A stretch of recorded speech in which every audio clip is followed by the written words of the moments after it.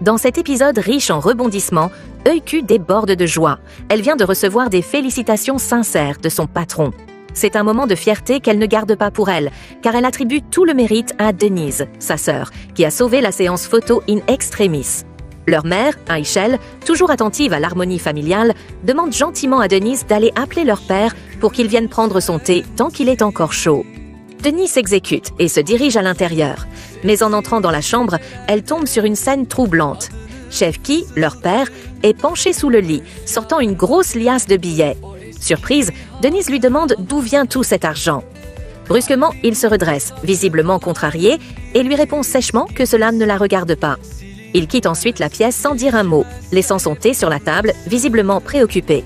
Dehors, Denise retrouve Eukü et Selma, une amie proche de la famille, qui est venue leur rendre visite. Selma perçoit immédiatement la tension et demande si leur mère est de mauvaise humeur. Denise lui confie alors que ce n'est pas leur mère, mais plutôt leur père qui agit de manière étrange depuis son retour.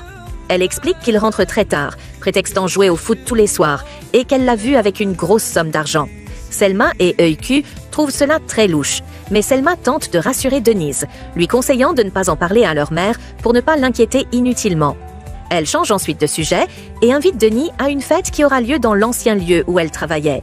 Denis refuse d'abord poliment, arguant qu'elle n'apprécie pas vraiment ce genre d'événement et qu'elle a un entretien d'embauche le lendemain. Mais face à l'insistance et à la bonne humeur de Selma, elle finit par céder. Le soir venu, elles se rendent à la fête.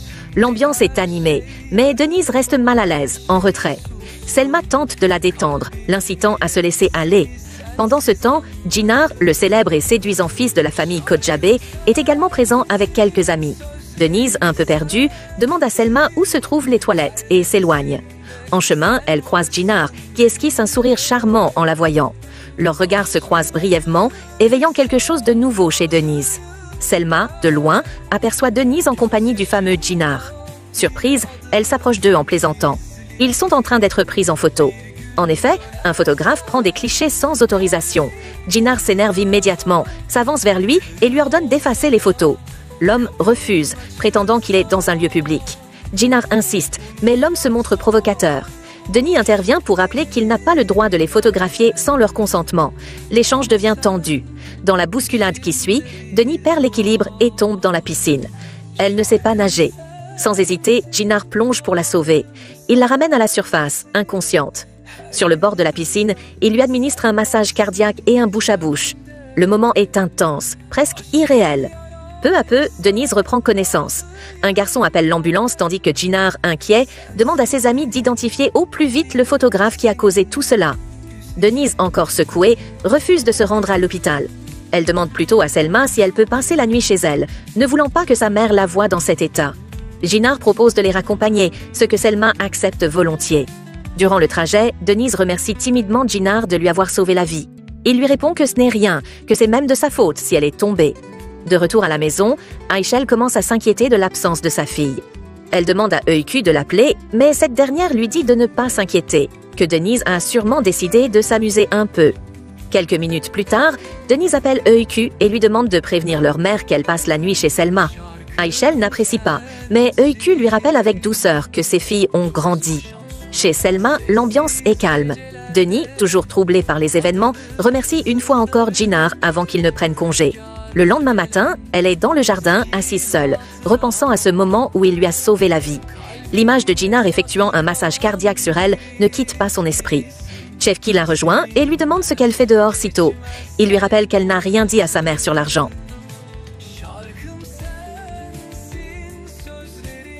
À ce moment, Ayşel arrive et demande ce qu'elle est censée ne pas savoir. Pris de court, Şevki prétend que c'est une simple discussion père-fille, puis change de sujet en disant qu'il a faim. Un peu plus tard, dans le jardin, Eukü rejoint Denise. Cette dernière confie qu'elle trouve leur père très changé. Eukü, d'un air fataliste, lui répond qu'il a toujours été ainsi. Elle lui demande pourquoi elle porte la robe de Selma. Denise répond vaguement, disant qu'elle lui expliquera plus tard. Chez les Kocabé, Arzu monte un plateau de petit déjeuner à sa fille Esin, qui ne veut pas descendre manger. Elle vérifie sa température, inquiète. Esin, visiblement triste, refuse toute attention. Dans le salon, Kocabé père rappelle à Çınar qu'il ne veut plus voir leur nom mêlé à des scandales dans la presse. Çınar le rassure en lui disant que tout est fini avec Esin depuis qu'il a décidé de partir pour les États-Unis. Son père lui parle alors du secret d'une vie heureuse, un mariage réussi. Jinar sourit, pensant à Denise. Son père lui dit qu'il est temps pour lui de redéfinir ses priorités. Jinar rit doucement, se moquant gentiment de lui-même. Denise, elle, confie à Euku ce qui s'est passé à la fête. Euku, les yeux brillants, s'exclame que c'est digne d'un conte de fées. Denise, un peu gênée, balaie ses propos, affirmant qu'elle n'a pas besoin d'amour dans sa vie pour le moment. Chez les Kojabe, Arzu demande à sa fille de mettre fin à cette histoire avec Jinar pour son propre bien. Elle lui dit d'utiliser sa tête car elle est une fille intelligente. Dans un tout autre endroit, un homme en prison, visiblement redoutable, se souvient du jour où il a été piégé. Tekin l'appelle et lui dit que tout est prêt pour sa sortie. Il lui annonce que les choses vont se compliquer, mais l'homme est déterminé à se venger. Tekin l'incite à se concentrer sur leur plan. Pendant ce temps, Yalcin est en mission avec le fils aîné de Tekin. Mert, lui, appelle sa mère pour lui dire qu'il est en train de traiter les photos du dernier tournage. Il suggère à Baruch, son patron, d'embaucher Denise pour l'aider. Baruch accepte et propose un déjeuner pour la rencontrer. Au même moment, Denise prend un petit déjeuner en tête-à-tête avec Euku et lui confie qu'elle rêve de trouver un emploi. Mert appelle justement Euku pour lui annoncer que Baruch veut voir Denise pour un déjeuner d'embauche. Excité, Euku remercie Mert et s'en va avec Denise au studio de Baruch. Chez Aichel, les soupçons grandissent. Elle confie à son amie Airi qu'elle craint que tout ce qu'on lui avait dit à propos de Chefki ne soit en train de se confirmer. Elle dit que son mari ne rentre plus à la maison et qu'il est clairement en train de cacher quelque chose. De son côté, Chefki se trouve avec Togut, son complice dans des affaires troubles. Il lui avoue qu'il n'a plus d'argent à miser. Togut lui propose alors une idée. Demander une faveur à un certain homme qu'il connaît bien. Enfin, au studio de Baruch, Denise, émue, le remercie pour l'opportunité. Il lui sourit et lui dit de remercier surtout Mert, car c'est lui qui a tout arrangé. Mert arrive et est ravi d'apprendre que Denise a été embauchée. Baruch demande à Denise de commencer demain, mais elle déclare qu'elle va commencer aujourd'hui. À l'entreprise, Jinar s'assure de vérifier les dossiers et découvre une irrégularité concernant le terrain qu'il souhaite acheter. Le fils de Tekin tente de le convaincre qu'il n'y a aucun problème, mais Jinar insiste, affirmant que son père ne tolérerait aucune erreur. De son côté, Kojabe reçoit de Sadik le dossier qu'il lui avait demandé et lui confie une mission. Mener des enquêtes sur certaines personnes avec lesquelles il travaille, comme Tekin et son ancien collègue de prison. Dans le bureau de son père, Serda est furieux et dit à ce dernier qu'à peine arrivé, Jinar veut déjà tout vérifier. Tekin lui demande de ne pas s'emporter et de se concentrer sur son travail afin de ne laisser aucune trace. Pendant ce temps, Arzu appelle Ella pour la consoler et lui demander de ne pas s'inquiéter. Le soir venu, Denise termine sa journée de travail et demande à son patron si elle peut partir. Il lui répond qu'elle n'a pas besoin de demander la permission et ajoute qu'elle a accompli le travail de 3 jours. Arzu appelle Jinar et lui confie qu'elle s'inquiète pour Ella, car elle l'a appelée plusieurs fois sans réponse. Jinar ne veut pas entendre parler d'Ella, mais Arzu insiste. Il finit par promettre de l'appeler ou d'aller la voir, pour s'assurer qu'il ne lui soit rien arrivé.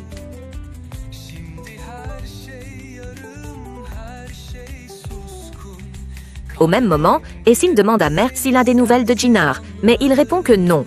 Arzu leur dit qu'elle vient de parler avec lui au téléphone et qu'il est en route pour aller voir Ella. Elle tente ensuite de joindre son mari, mais en vain. Il ne décroche pas, car il est encore dans un appartement avec une autre femme. Cette femme, c'est Ella. Au même instant, Jinar gare sa voiture devant chez Ella, remarque que les lumières sont allumées et suppose qu'elle s'est endormie devant la télé. Il décide alors de monter. Pendant ce temps, Arzu, furieuse, promet à son mari qu'il découvrira une autre facette d'elle s'il est en train de lui préparer un sale coup. Elle renverse ensuite un verre au sol et se blesse en voulant ramasser les morceaux. Chez Ella, Jinar sonne à la porte. Elle regarde discrètement par la fenêtre et court prévenir Yalcin que c'est Jinar. Yalcin se précipite pour aller se cacher dans la douche avec ses affaires. Ella ouvre ensuite la porte à Jinar, feignant la surprise. Elle l'invite à entrer, mais il refuse, expliquant qu'il voulait simplement vérifier si elle allait bien, car Arzu s'inquiétait. C'est alors qu'il aperçoit une cravate d'homme posée quelque part. Il comprend qu'elle n'est pas seule et s'en va, ajoutant qu'il ne veut pas la déranger plus longtemps puisqu'elle a de la compagnie. De l'autre côté, Denise dit bonjour à son père, mais celui-ci ne répond pas. Elle lui demande s'il va bien, il dit que oui, puis lui explique que l'argent qu'elle a vu l'autre jour était destiné au café, car il y a une dette là-bas. Elle lui dit qu'il n'a pas à le cacher à sa mère, mais il répond qu'elle ne comprendrait pas et qu'il ne veut pas l'impliquer. Denise lui rappelle qu'ils sont une famille, qu'elle est sa fille et qu'elle sera toujours là pour lui. Elle le serre dans ses bras, lui annonce qu'elle a trouvé un travail et lui promet qu'ils vont bientôt surmonter leurs difficultés.